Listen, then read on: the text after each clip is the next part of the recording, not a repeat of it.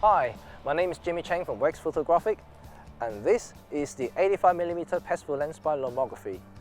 But we're not talking about this today. We talk about this, the 58. They may look actually the same lens, but they're not. Not just about the focal length, but the actual character and how it performs.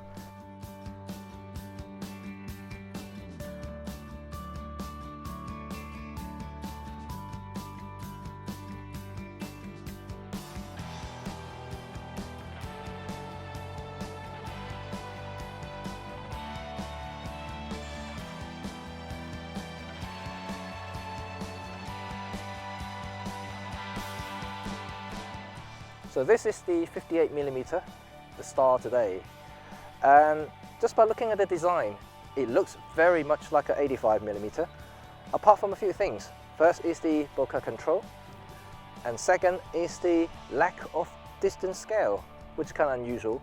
That means you actually can't zone focus this thing at all. You have to properly focus it through the viewfinder, and not something that you can actually stop it down and use zone focus like a lot of lomographers like to use. The other thing is the aperture blade is not directly centered to the camera. It's actually a little bit offset or to the side. So apart from that, it's very much like a normal Petzval lens. Same focus knob there. Nice lens hood. Cool.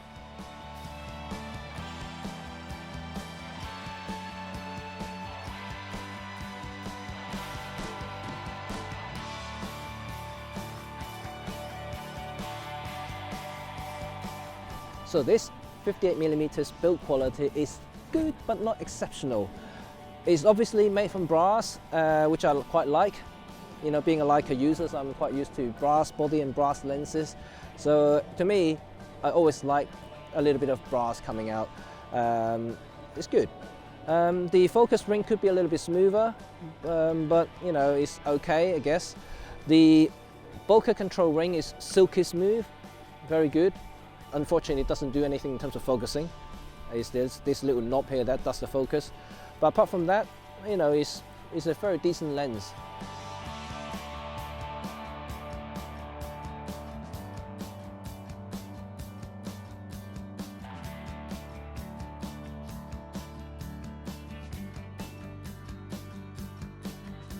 One of the special things about the Petzval lens is the aperture. Because unlike some of the lenses that you are very used to, having an aperture ring on the actual lens itself, or actually changing the aperture on the camera, this doesn't. This is a very old lens. Well, in terms of design-wise, you have to use these aperture blades. So you see, they are all different sizes, which means they're all very different in terms of aperture value. The holes obviously dictates how much light goes into the sensor, hence the changing in aperture.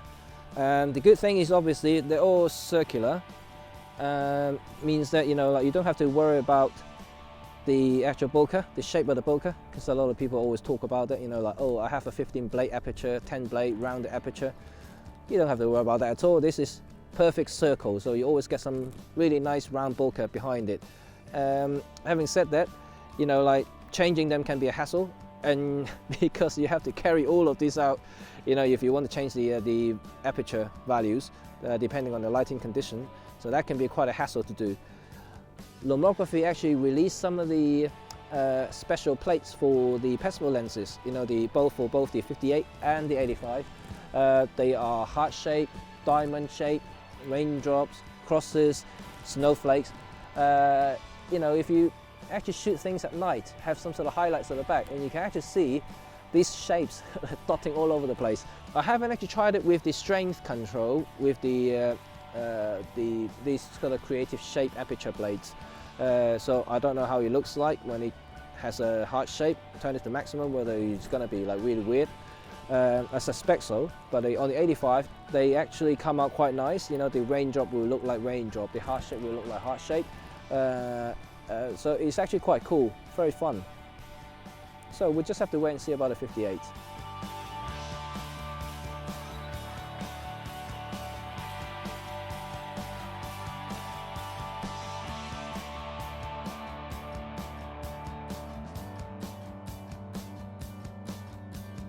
So in terms of performance, the 85 actually performs slightly better than the 58, simply because of this crazy bokeh of the 58. Over the time that I'm shooting this, I found that the central sharpness of the 58 is actually very good. In fact, it's actually quite sharp in good light. Even when you stop it down, it actually doesn't improve things so much. At wide open, it's already quite good. But because of the crazy bokeh, especially if you turn it to maximum at 7, when you have maximum swirly bokeh, it kills anything outside the center point, which means that you can't really do too much in terms of off-center composition. You have to place your subject all the time in the center, so I think that's quite restrictive. The 85, on the other hand, is quite good no matter which point you put it in. Obviously the edges are slightly soft, but it's nowhere near as bad as this. This is actually, it's too extreme to my taste.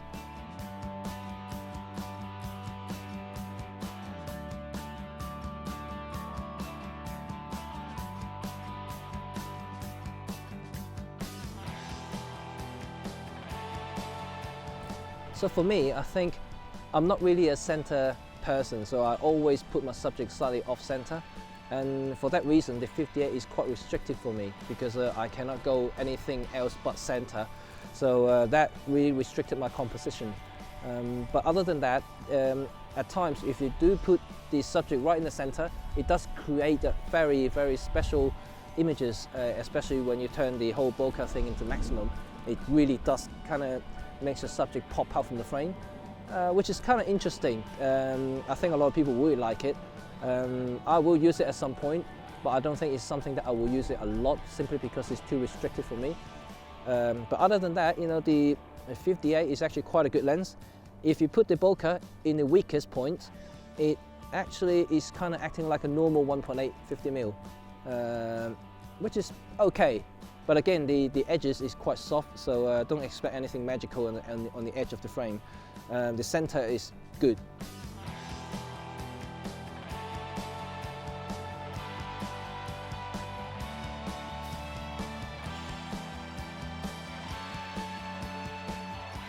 So here's the thing about this 58mm Petzval lens.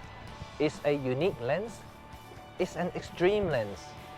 It's not something that you can actually replace with your standard 50mm lens. It's not something that you can actually use every day. But, that's a big but, because this lens has character and bags of it. It's got that unique swirly bokeh that you can't find anywhere else, apart from the 85 maybe, but because this one you can actually control the strength of the bokeh from like normal to extreme, you can actually get some quite unique images from it. So unless you're looking for that sort of quality, this lens may not be for you. And also, if you really want this lens, and think about having a standard lens first, and this is a secondary lens. It's something that you want to create something different and unique. So, I think it's a cool lens. It's not a necessary lens, but it's something you may want to consider if you want something very, very different. For more reviews, subscribe to our channel, visit us on Twitter, Facebook or Google+, and please check out wexphotographic.com/blog.